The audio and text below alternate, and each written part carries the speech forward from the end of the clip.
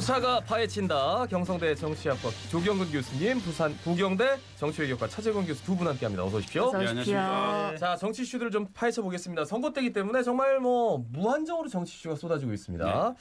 일단 첫 번째 여권에게는 약간 악재가 될 수 있는 오거돈 전 시장 이 공판 기일이 보선 이후로 밀렸어요. 원래는 3월 말에 하기로 했는데 이제 4월 13일로 공판 기일. 아무래도 좀 선거 일정을 감안한 것 아니냐. 이런 의혹들 충분히 가질 수 있죠. 네, 저는 법원 입장에서도 좀 그런 부분이 되게 미묘하기 때문에 그런 좀 신중한 고려를 했을 가능성은 저는 있다라고 봅니다. 예. 동감입니다. 굉장히 짧고 굵게 말씀해주세요. 동감입니다. 그 코멘트를 길게 달 게 아니니까. 그리고 한 가지 더 임종석 전 비서실장이 박원순 고 박원순 시장에 대해서 가장 청렴한 사람이다. 그리고 안전과 보건에 집중했다. 복지에 집중했다. 이러면서 계속 찬사를 하면서 오히려 박영선 후보가 좀 잘해줬으면 좋겠다. 이렇게 얘기를 했단 말이죠. 박영선 후보 답답하죠. 국민 정서를 제대로 못 읽는 거죠. 그분은. 근데 박원순 전 시장에 대해서 우리가 아주 세월이 지난 이후에 9.1담으로 그런 이야기들은 할 수 있을 겁니다. 그렇지만 지금 당장 사실은 되게 민감한 정치적인 이슈가 될 수 있는 부분들은 가능하면 정치적인 정무 감각을 갖고 있는 사람이면 좀 피해 주는 게 지금 힘들게 뛰고 있는 박경순 후보에 대한 약간 배려가 아닐까.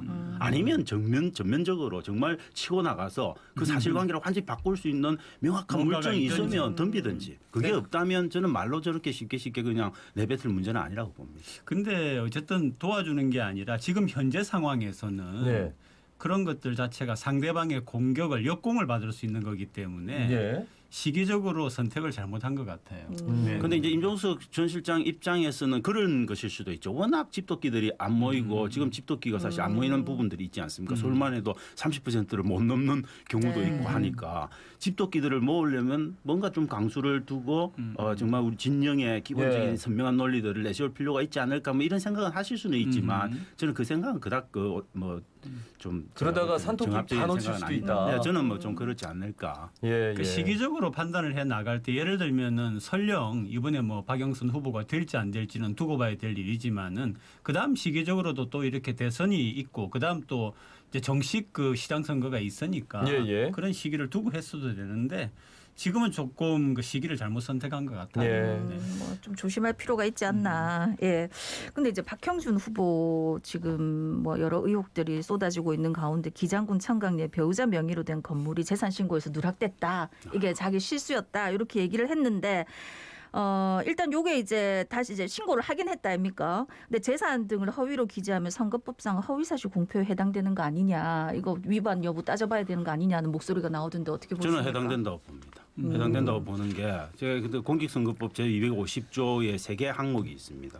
1항은 이제 당선될 목적으로 그런 허위사실을 공표하는 경우에 한해서 5년 정도 징역 그다음에 3천만 원 이하 벌금 매게 돼 있고요. 두 번째는 당선 안 시킬 목적으로 그런 종류의 허위사실을 공표하면 더 높은 7년을 받습니다.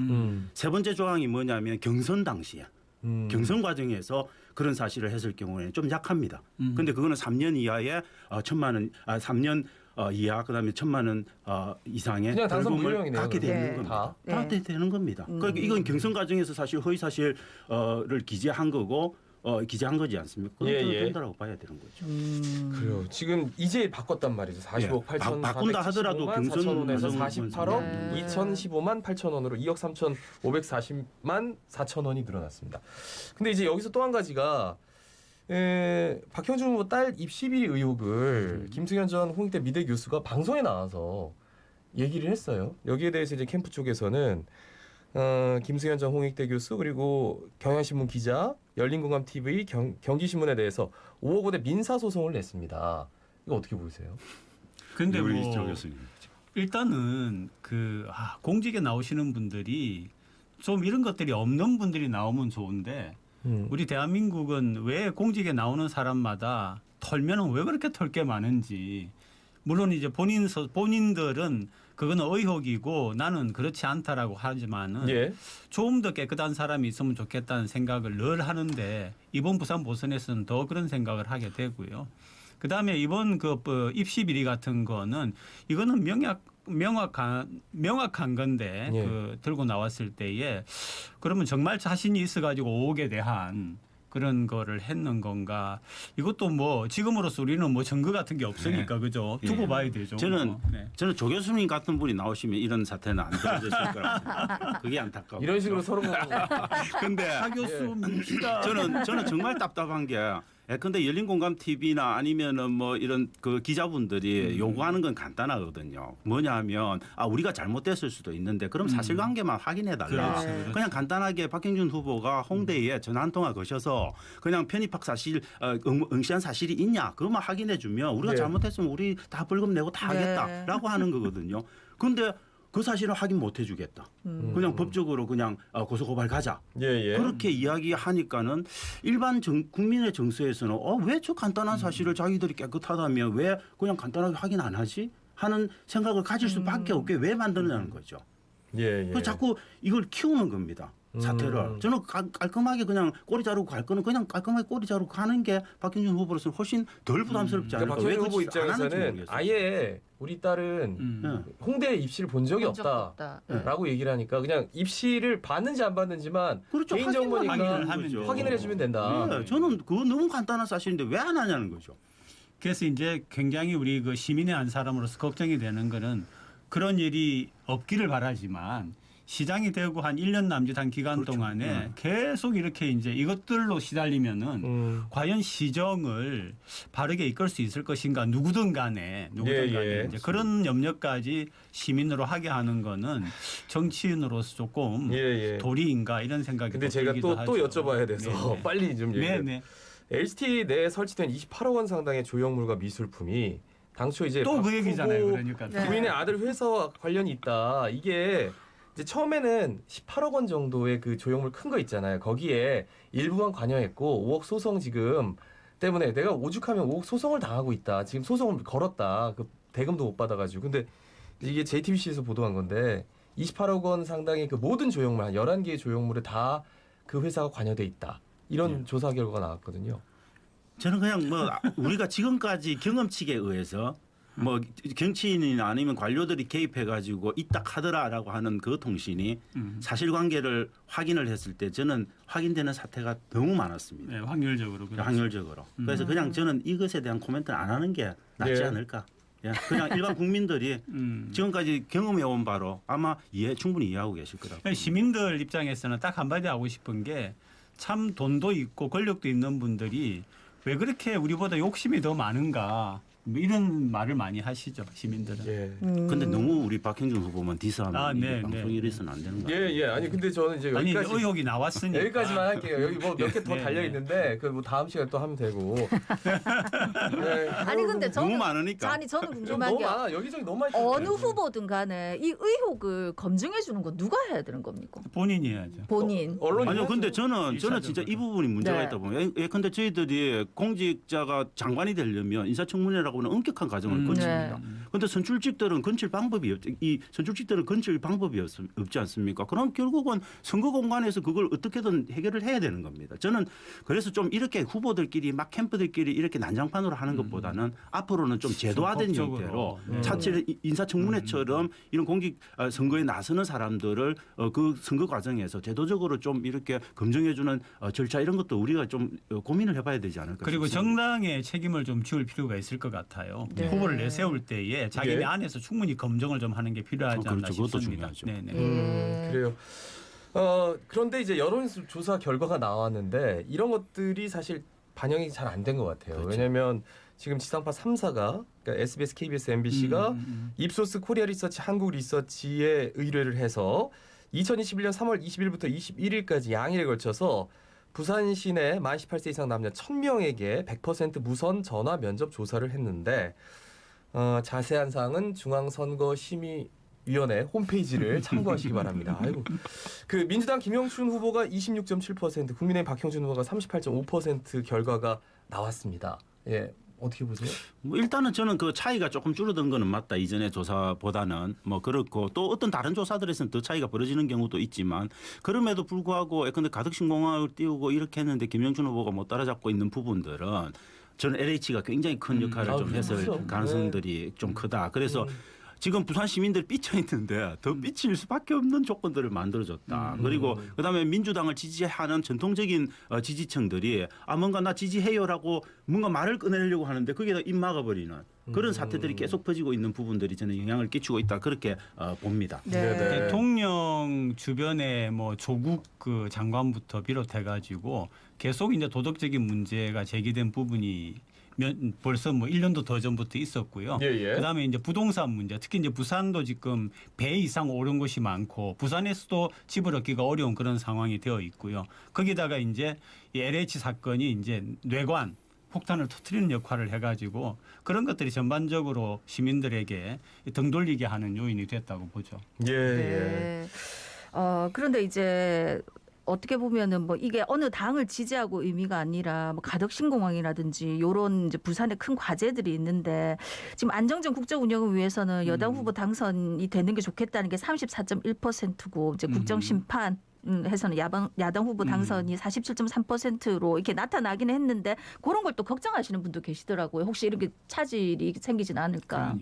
저는 뭐 근데 김영춘 후보 입장에서는 그런 부분의 걱정거리들을 조금 좀 확대시켜서 확산시킬 필요가 있죠. 왜냐하면은 기본적으로 지금 현재 국회 특별법이 통과돼 있지만 예, 그 예.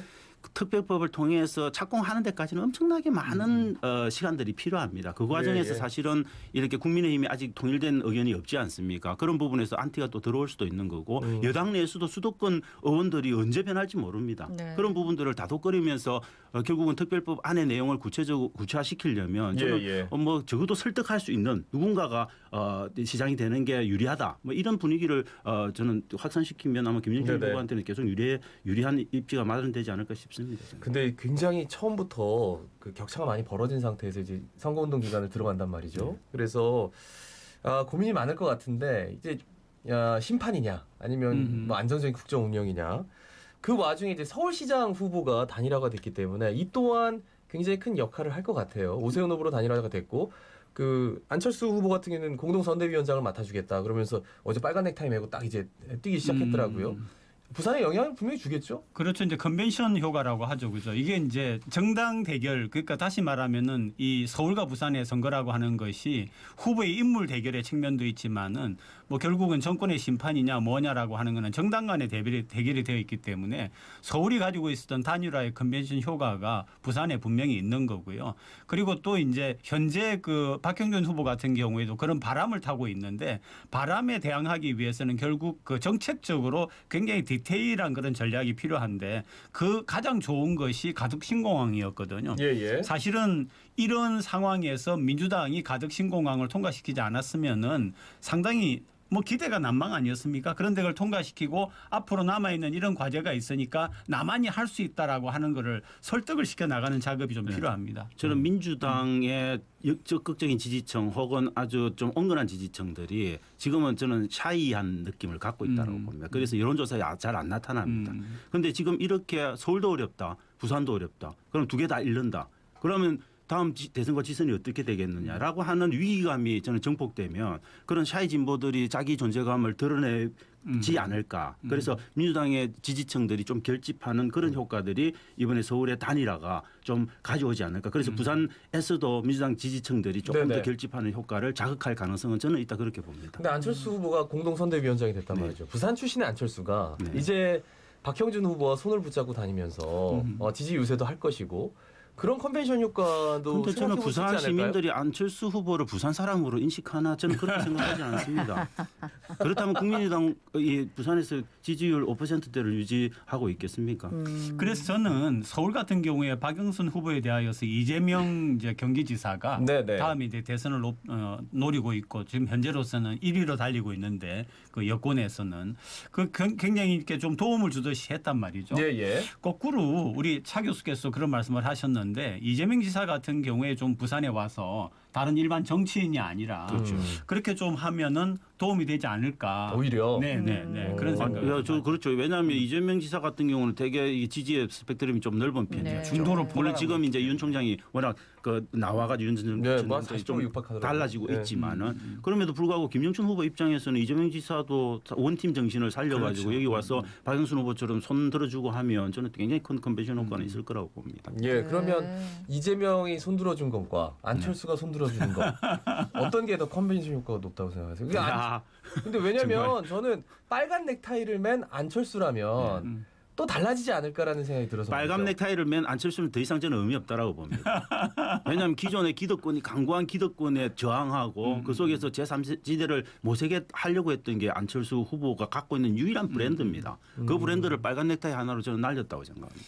근데 그 이제 중도를 결국 어떻게 끌어들이냐 하는 그렇죠. 게 가장 중요한데 사실은 안철수 후보도 스스로는 이제 중도를 이렇게 갖고 있다라고 하는 거고 이재명 후보도 마찬가지거든요. 그래서 둘이서 그렇게 부산에서 한다고 하면은 꽤 흥미로운 관전 포인트는 될 거라고 봅니다. 예. 아니 이제 오세훈 후보하고 지금 이제 안철수 후보는 아니지. 그러니까 이제 단일화 전에 그렇죠. 여론조사 전에 네. 이제 두 사람의 행보를 놓고 오세훈 후보 같은 경우에는 좀 이렇게 중도 쪽으로 좌편향으로 좀 좌쪽으로 갔다. 그다음에 안철수 후보는 우쪽으로 갔다 이런 얘기가 있었는데 지금 국민의힘 후보로 오세훈 후보 확정되고 난 다음에 이제 민주당에서 맹공격하는 게 정광훈 목사하고 네. 뭐 네, 있었던 네, 뭐 네. 집회 관련 이렇게 해가지고 과연 중도 맞느냐 하는 의견들이 있더라고요. 그분이 중도로 예. 예, 뭐 일단 보수죠. 보수인데 이제 그런 것들이 조금 저도 이 서울 같은 경우에 박영선 후보 측에서 이렇게 하는 선거 전략을 볼 적에 조금 답답해요.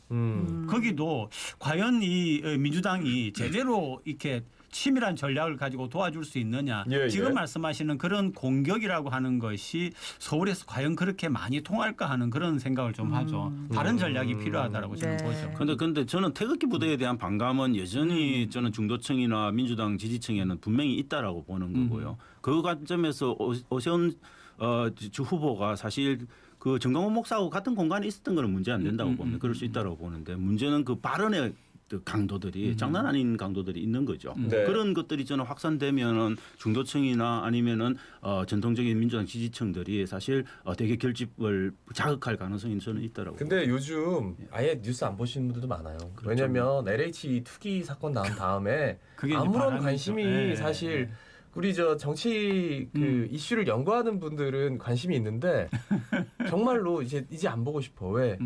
부동산 때문에 나 너무 상처받았고 그리고 공무원들이 나서서 그렇게 부동산을 사가지고 시험 문제 내야 되는 사람들이 가서 1등을 해버렸으니까 그죠?